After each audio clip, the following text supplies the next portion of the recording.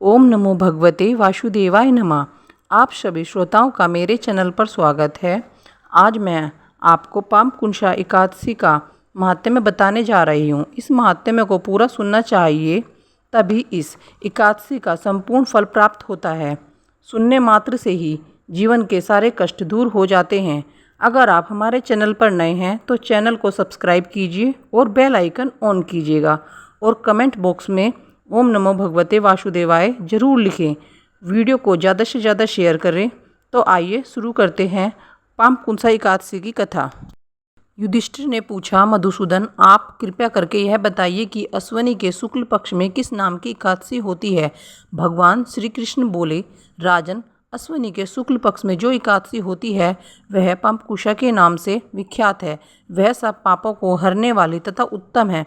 उस दिन संपूर्ण मनोरथ के लिए प्राप्ति के लिए मनुष्य को स्वर्ग और मोक्ष प्रदान करने वाली नाम संयक मुझे वासुदेव का पूजन करना चाहिए। जितेंद्रिय मुनि चिरकाल तक कठोर तपस्या करके जिस फल को प्राप्त करता है वह उस दिन भगवान गरुड़ध्वज को प्रणाम करने से ही मिल जाता है। पृथ्वी पर जितने तीर्थ और पवित्र देवालय हैं उन सब के सेवन का फल भगवान विष्णु के नाम कीर्तन नाम मात्र से ही मनुष्य प्राप्त कर लेता है। जो शंकर धनुष धारण करने वाले सर्वव्यापक भगवान जनार्दन की शरण में जाते हैं उन्हें कभी यमलोक की यातना नहीं भोगनी पड़ती। यदि अन्य कार्य के प्रसंग से भी मनुष्य एकमात्र एकादशी को उपवास कर ले तो उसे कभी यम यातना नहीं प्राप्त होती। जो मनुष्य विष्णु भक्त होकर भगवान शिव की निंदा करता है वह भगवान विष्णु के लोक में स्थान नहीं पाता, उसे निश्चय ही नरक में गिरना पड़ता है।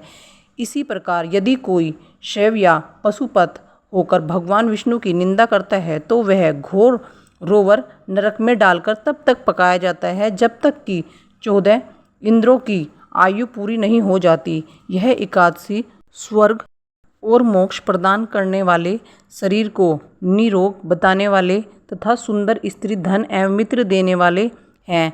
राजन, एकादशी को दिन में उपवास और रात्रि में जागरण करने से अनायास ही विष्णु धाम की प्राप्ति हो जाती है।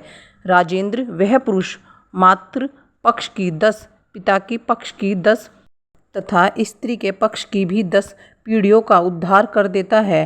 एकादशी व्रत करने वाले मनुष्य दिव्य रूपधारी, चतुर्भुज, गरुड़ की ध्वजा से युक्त, हार से सुशोभित हो, पीताम्बरीधारी होकर भगवान विष्णु के धाम को जाते हैं। अश्विनी के शुक्ल पक्ष में पापकुंशा एकादशी का व्रत करने मात्र से ही मानव सब पापों से मुक्त हो श्री हरि के लोक में जाता है। जो पुरुष स्वर्ण, तिल, भूमि, गौ, अन्न, जल, जूते और छाते का दान करता है वह कभी यमराज को नहीं दिखता।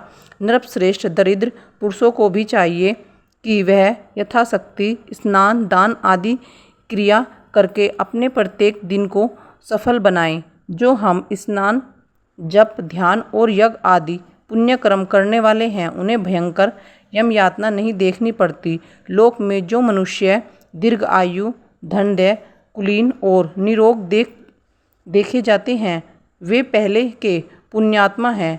पुण्यकर्ता पुरुष ऐसे ही देखे जाते हैं। इस विषय में अधिक कहने से क्या लाभ है। मनुष्य पाप से दुर्गति पढ़ते हैं और धर्म से स्वर्ग में जाते हैं। हे राजन, तुमने मुझसे जो कुछ पूछा था उसके अनुसार पापकुंशा एकादशी में मैंने वर्णन किया है और क्या सुनना चाहते हो। कथा। विंध्य पर्वत पर महाक्रूर क्रोधन नाम का बहलिया रहता था। उसने हिंसा, लूटपाट, मिथ्या भाषण तथा मद्यपान में ही अपना पूरा जीवन बिता दिया। जीवन का अंतिम समय आया तब यमराज ने क्रोधन को एक दिन पूर्व दरबार में लाने हेतु दूतों की आज्ञा दी। दूतों ने यह बात उसे बता दी। मृत्यु भय से आक्रांत वह निशांस अंगिरा ऋषि के आश्रम में पहुंचा। ऋषिवर ने उसके अनन्य विनय से प्रसन्न होकर अश्विनी शुक्ल एकादशी का व्रत तथा भगवान विष्णु के पूजन का विधान बताया। इस प्रकार व्याग विधिवत व्रत पूजन कर भगवती कृपा से विष्णु लोक को गया। उधर यमदूत हाथ मलते रह गए। यहाँ आज की कथा संपन्न होती है। ओम नमो भगवते वासुदेवाय नमः। प्रभु आपकी सभी की मनोकामनाएं पूर्ण करे।